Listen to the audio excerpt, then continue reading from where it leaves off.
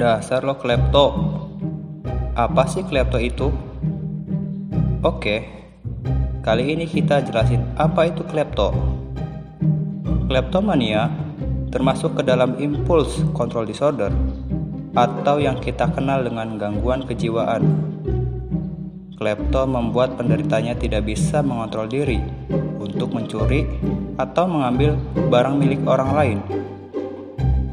Biasanya, hasil barang yang diambil tidak digunakan, hanya disimpan, dibuang, atau dikembalikan.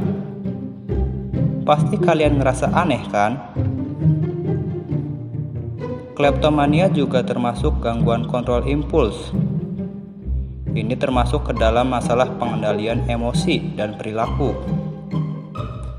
Jangan-jangan kalian termasuk ke dalam kleptomania nih.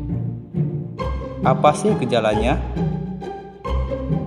Melansir dari Perry Wellman, American Psychiatric Association, mereka menyebut penderita kleptomania ingin terus mencuri karena mengalami penumpukan tensi sebelum mengambil barang orang lain. Untuk melepaskan ketegangan-ketegangan atau tensi tinggi, penderita kleptomania biasanya harus mencuri walaupun barang yang diambil biasanya tidak berguna.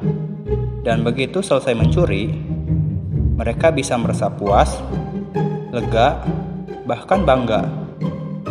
Serem dan aneh ya. Kendati bikin puas dan melepas ketegangan, namun para penderita kleptomania umumnya merasa menyesal dan menyalahkan diri sendiri setelah mencuri. Terima kasih telah berkunjung ke channel kami.